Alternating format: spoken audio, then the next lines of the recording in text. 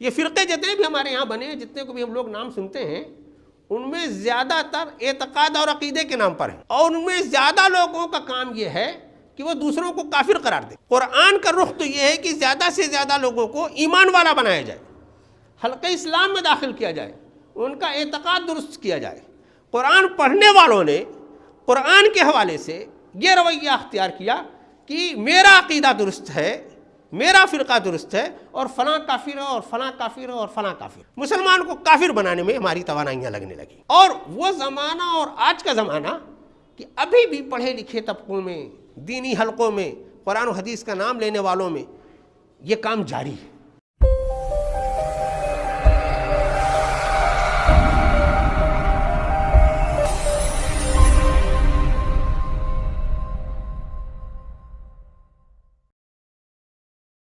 الحمدللہ رب العالمین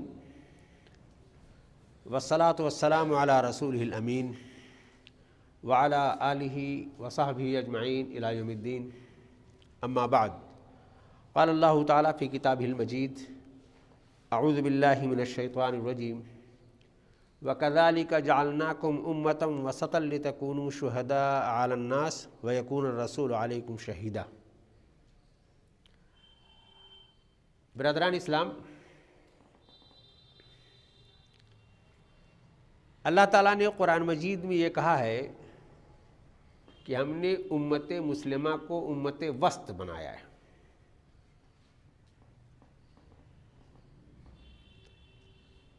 امت وسط کی تفصیل ہے، کیا ہے امت وسط؟ وسط بیچ کو کہتے ہیں، میانہ روی کو کہتے ہیں، اعتدال کو کہتے ہیں۔ یہ اعتدال زندگی کے ہر معمول میں مطلوب ہے، اور تمام مذاہب میں، تمام تہذیبوں میں مطلوب ہے۔ یہ ایسی بنیادی صفت ہے جو ہر جگہ مطلوب ہے۔ اسلام نے خاص طور سے اعتدال اور میانہ روی کو بہت پسند کیا ہے، اور ہر جگہ ہر معاملے میں اسی روش کو اختیار کرنے کی تاکید کی ہے۔ یہ اعتدال عربی کا لفظ ہے، دوسرا عربی متبادل اس کا جو ہے وہ اقتصاد ہے، توازن ہے، وسط ہے۔ اردو میں ہم لوگ میانہ روی کہتے ہیں، بیچ کا راستہ۔ اسی کو انگریزی ماڈریشن کہا جاتا ہے کہ بیچ کا راستہ یہ مطلوب ہے۔ دو انتہاؤں میں سے کسی ایک انتہا پہ رکنا یہ ٹھیک نہیں ہے۔ اور کئی طرح سے قرآن مجید میں یہ بیان کیا گیا کہ جیسے ہم لوگ پڑھتے ہیں قرآن مجید میں کہ اللہ کی راہ میں خرچ کرنا بہت مطلوب ہے، تو اس سلسلے میں قرآن مجید نے فرمایا کہ والذین اذا انفقوا لم یسرفوا ولم یقتروا وکان بین ذلک قواما۔ جب خرچ کرتے ہیں تو نہ تو اس میں اسراف کرتے ہیں، نہ بہت کنجوسی کرتے ہیں، بیچ میں بنے رہتے ہیں۔ اسی طرح سے دوسری آیت میں قرآن مجید میں آیا، خاص طور سے بخل کی مذمت میں، کہ ایسا بھی نہ ہو کہ لا تجعل یدک مغلولۃ الی عنقک ولا تبسطھا کل البسط فتقعد ملوما محسورا، کہ ایسا بھی نہ تم ہاتھ اپنا مٹھی بند کر لو کہ کچھ نکلے ہی نہ، اور ایسے بھی نہ لوٹا ڈالو کہ پھر تمہارے بچوں کے لیے کچھ بچے بھی نہ۔ نماز کے تعلق سے بھی قرآن مجید میں آیا کہ نماز مطلوب ہے، نماز کیسے پڑھی جائے اس کے تمام آداب ہیں، لیکن کہ ولا تجہر بصلاتک ولا تخافت بها وابتغوا بین ذلک سبیلا، نہ بہت زور سے نہ بہت دھیمی آواز میں، میانہ روی سے قرات کرو۔ چال ڈھال کے سلسلے میں قرآن مجید نے کہا کہ ولا تمشی فی الارض مرحا انک لن تخرق الارض ولن تبلغ الجبال طولا، میانہ روی سے چلو۔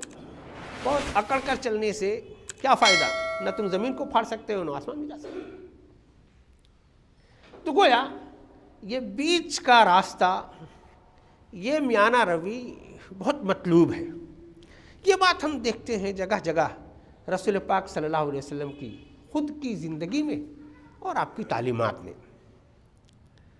مشہور واقعہ ہے کہ رسول پاک صلی اللہ علیہ وسلم کو خبر ملی کہ ایک صحابی ہیں جنہیں عبادت میں بہت شغف ہے اور رات بھر تہجد پڑھتے ہیں، تو ان کے پاس رسول پاک صلی اللہ علیہ وسلم تشریف لے گئے، پوچھا کہ بھئی کیا معمول ہے آپ کا؟ انہوں نے بتایا کہ موزہ آتا ہے، رات بھر میں تہجد پڑھتا ہوں۔ تو اسی موقع پر آپ نے فرمایا کہ بھئی آپ کے جسم کا آپ کے اوپر حق ہے، آپ کے اعزاء کا، مہمانوں کا آپ کے اوپر حق ہے، آپ کی بیوی کا آپ کے اوپر حق ہے، تو میانہ روی اختیار کرو۔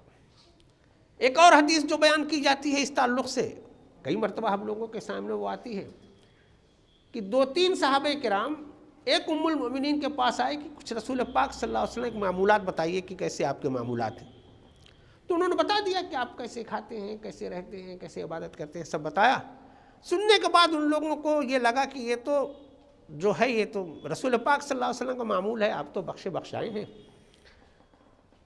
اتنا آپ کے لیے کافی ہوگا، ہم لوگ تو عام مسلمان ہیں، ہمارے لیے اتنا کافی نہیں ہوگا۔ تو ان میں سے ایک صاحب نے یہ کہا کہ اب میں مسلسل روزہ رکھوں گا، کبھی ناغہ نہیں کروں گا۔ ایک صاحب نے کہا کہ رات بھر نماز پڑھوں گا، کھڑے رہوں گا۔ اور ایک صاحب نے کہا کہ میں فیملی کے بکھیڑے میں نہیں پڑھوں گا، شادی نہیں کروں گا۔ ام المومنین نے رسول پاک صلی اللہ علیہ وسلم کو واقع بتایا کہ فلاں فلاں صاحبان آئے تھے، وہ ایسا پوچھ رہے تھے، میں نے ان کو بتا دیا، تو انہوں نے اس طرح کا عزم کا اظہار کیا۔ تو اللہ کے رسول صلی اللہ علیہ وسلم نے ان لوگوں کو بلایا اور کہا کہ بھائی دیکھو، جہاں تک اللہ کی خشیت کا تعلق ہے، میں تم سے زیادہ ڈرتا ہوں اللہ سے،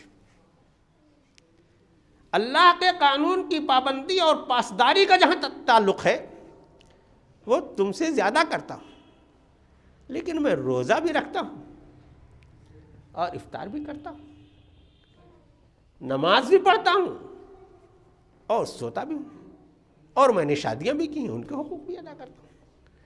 تو زندگی میں میانہ روی اختیار کرو۔ اس طرح کی متعدد تاکید ہے۔ اللہ کے رسول صلی اللہ علیہ وسلم نے ایک مرتبہ فرمایا یہ جو انتہا پسند لوگ ہیں ہلاک ہو گئے، جو لوگ اس طرح کی انتہا پسندی کرتے ہیں۔ یہ جو باتیں میرے مسلمان بھائیوں میں نے آپ کے سامنے قرآن اور حدیث کی روشنی میں رکھی ہیں، یہ باتیں مختلف حوالوں سے ہمارے سامنے آتی ہیں، لیکن اگر ہم دوسری طرف دیکھیں کہ اس کے اپوزٹ جو معاملہ ہے انتہا پسندی کا، وہ ہمیشہ سے ہر زمانے میں انسانیت کے ہر طبقے میں پایا جاتا رہا ہے۔ کوئی مذہب، کوئی تہذیب اس سے بری نہیں، یہاں تک کہ مسلمانوں کا بھی اس سے استثناء نہیں۔ ہمارے یہاں بھی ہر جگہ ہر طرح کی انتہا پسندی پائی جاتی ہے۔ اب اعتدال مطلوب ہے اعتقاد عقیدے کے سلسلے میں، کہ جو میانہ روی کا معتدل عقیدہ قرآن مجید نے بیان کیا اسی پر مسلمان بنا رہے۔ یہ ہم لوگ قرآن مجید ترجمے کے ساتھ جب پڑھتے ہیں تو ہم کو اندازہ ہوتا ہے کہ قرآن مجید کا بڑا حصہ 1/3 سے زیادہ عقیدہ کو درست کرنے پر اس میں بیان ہے کہ مسلمان کا عقیدہ کیسا ہونا چاہیے۔ اس میں اس بات کی دلیلیں ہیں کہ بے اعتقادی، بے عقیدگی بہت خراب بات ہے اللہ کے تعلق سے۔ اس میں اس بات کی طرف زور دیا گیا ہے کہ عقیدہ درست ہونا چاہیے اور درست عقیدہ والا انسان، ایمان والا انسان بننا چاہیے۔ پورا زور قرآن مجید کا اس بات پر ہے۔ لیکن ہم لوگ یہ بھی پڑھتے ہیں کہ روز اول سے شروع سے عہد نبوی کے بعد سے مسلمانوں میں بہت سے فرقے کھڑے ہو گئے۔ یہ فرقے جتنے بھی ہمارے یہاں بنے ہیں، جتنے کو بھی ہم لوگ نام سنتے ہیں، ان میں زیادہ تر اعتقاد اور عقیدے کے نام پر ہیں، اور ان میں زیادہ لوگوں کا کام یہ ہے کہ وہ دوسروں کو کافر قرار دیں۔ قرآن کا رخ تو یہ ہے کہ زیادہ سے زیادہ لوگوں کو ایمان والا بنایا جائے، حلقہ اسلام میں داخل کیا جائے، ان کا اعتقاد درست کیا جائے۔ قرآن پڑھنے والوں نے قرآن کے حوالے سے یہ رویہ اختیار کیا کہ میرا عقیدہ درست ہے، میرا فرقہ درست ہے، اور فلاں کافر ہے، اور فلاں کافر ہے، اور فلاں کافر ہے۔ مسلمان کو کافر بنانے میں ہماری توانائیاں لگنے لگی۔ اور وہ زمانہ اور آج کا زمانہ کہ ابھی بھی پڑھے لکھے طبقوں میں دینی حلقوں میں قرآن و حدیث کا نام لینے والوں میں یہ کام جاری ہے، بجائے اس کے کہ جو عقیدے کا فساد کہیں کسی طرح سے ہمارے آیا ہے، داخل ہوا ہے، اسی قرآن کی روشنی سے حکمت کے ساتھ اس کو ٹھیک کیا جائے۔ مسلمان اس کو اس میں مزہ آ رہا ہے کہ وہ دوسرے کو کافر قرار دے رہا ہے۔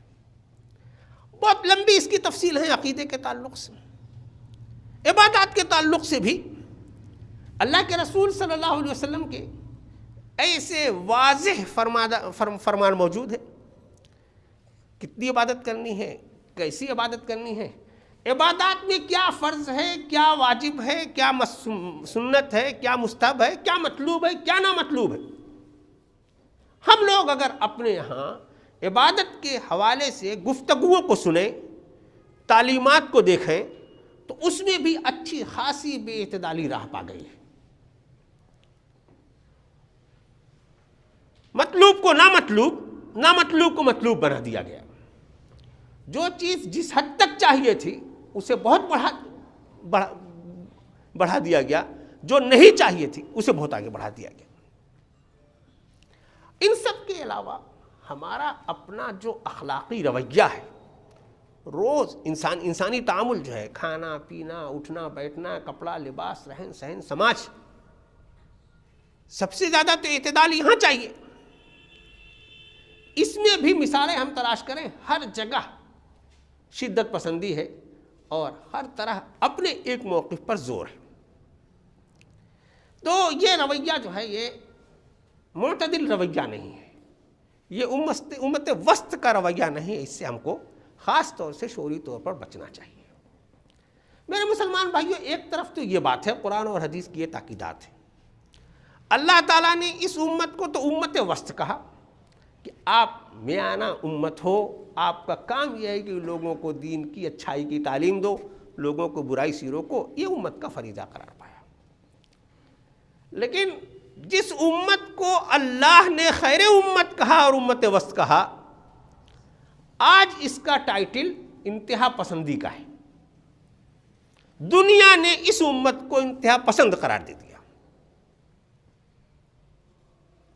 اور ڈھیر سارے ان لوگوں نے دلائل لا کر کے اپنی طاقت کے ذریعے دنیا سے باور کرا دیا کہ یہ جو اللہ اور رسول کو ماننے والی امت ہے، قرآن اور حدیث پر چلنے والی امت ہے، اپنے رسول پر جان نثار کرنے والی امت ہے، یہ معتدل امت نہیں، امت وسط نہیں، انتہا پسند امت ہے۔ ہم انتہا پسند ہیں یا نہیں؟ ہم انتہا پسند اپنی وجہ سے کہلائے یا ان کی کسی ضرورت سے کہلائے، تفصیل ہے اس کی، اس میں بھی ہم لوگوں کو جانا چاہیے۔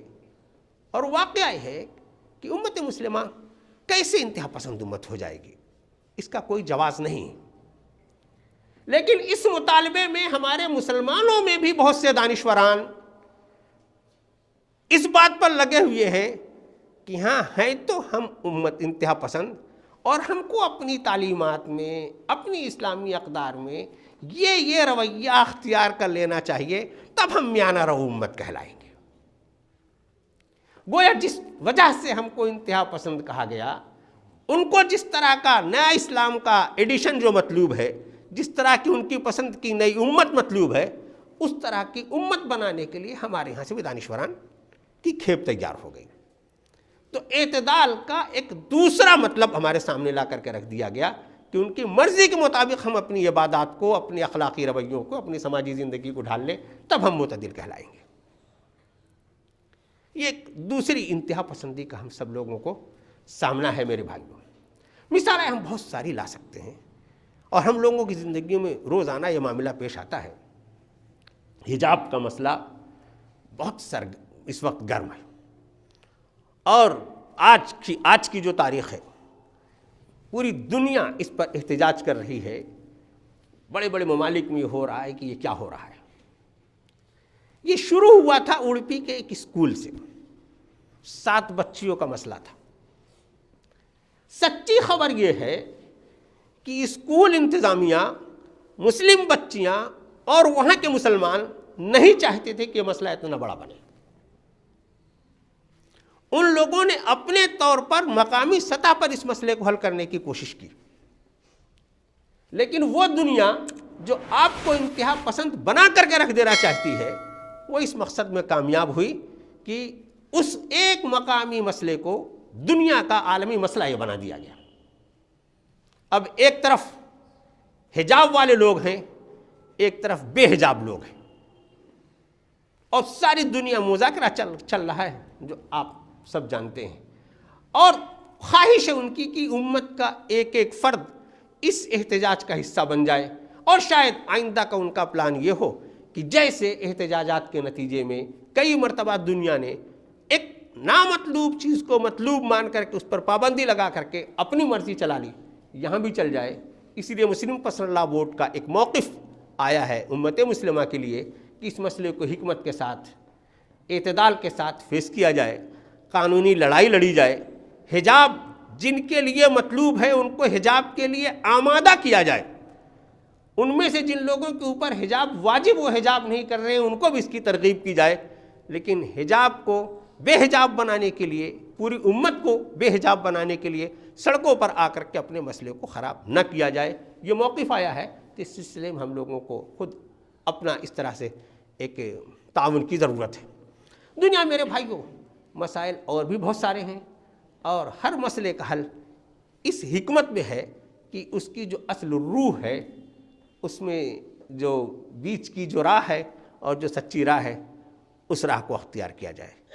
اللہ تعالیٰ نے اور تمام الفاظ کو چھوڑ کر کے امت کو اگر خیر امت اور امت وسط کہا ہے، میانہ رو امت کہا ہے، تو یہ بہت بڑا ٹائٹل ہے، اور اس ٹائٹل کی حفاظت بہت شعور کے ساتھ ہم کریں گے تو ہمارا یہ ٹائٹل ہمارے پاس بچے گا۔